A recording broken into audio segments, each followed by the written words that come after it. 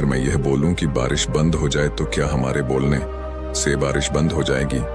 शिष्य कहते हैं कि नहीं गुरुवर, वह तो मौसम में बदलाव की वजह से होगा।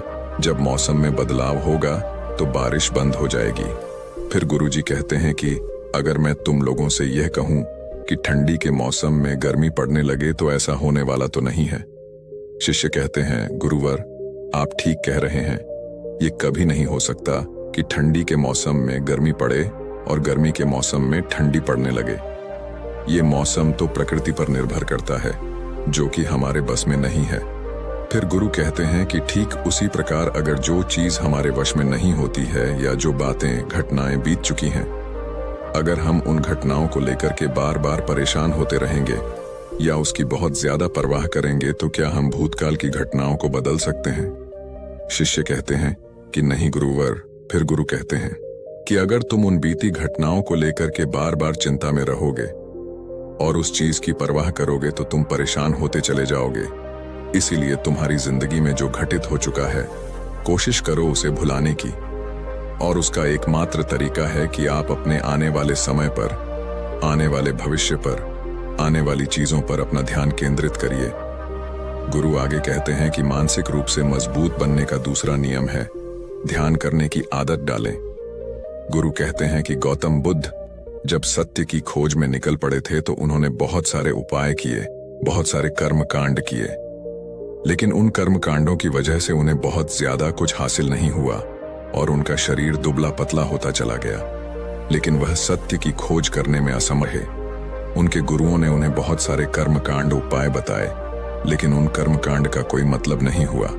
अंत में जब भगवान गौतम बुद्ध स्वयं ध्यान की अवस्था में बैठे तो धीरे धीरे ध्यान की गहराइयों में जाकर के उन्हें वह सारी चीजें लगने लगी जिस चीज की वह खोज में निकल पड़े थे। ध्यान के जरिए वह अपने सभी विचारों पर विजय पा लिए। उन्होंने पापी मार्ग को पराजित किया, काम वासना पर विजय पाई, अपनी हर एक भावना पर वह विजय पा लिए। और यह सब तभी हुआ जब वे ध्यान की गहरी अवस्था में बैठे और कई दिनों तक ऐसे ही बैठे रहे। ध्यान करने से हमारा मन और मस्तिष्क बहुत ही शांत हो जाता है। जब वे ध्यान की गहरी अवस्था में बैठे और कई दिनों तक ऐसे ही बैठे रहे, ध्यान करने से हमारा मन और मस्तिष्क बहुत ही शांत हो जाता है। जिसे कि अगर हम किसी वस्तु पर या किसी के बारे में या किसी चीज के बारे में जब विचार करते हैं तो हमारा पूरा ध्यान उसी पर केंद्रित रहता है। हमारा दिमाग ज्यादा इधर उधर भागता नहीं है और हम चीजों को बहुत ही अच्छे तरीके से समझ पाते हैं। ध्यान ही एक ऐसा तरीका है जो आपको हर तरीके से आपके दिमाग को मजबूत बनाता है। बौद्ध भिक्षु अगर किसी बात पर ज्यादा जोर देते हैं तो वह ध्यान की प्रक्रिया पर ध्यान में कई घंटे तक बैठे रहते हैं, जिससे उनका दिमाग बहुत ही शांत रहता है, उनका मन बहुत ही शांत रहता है।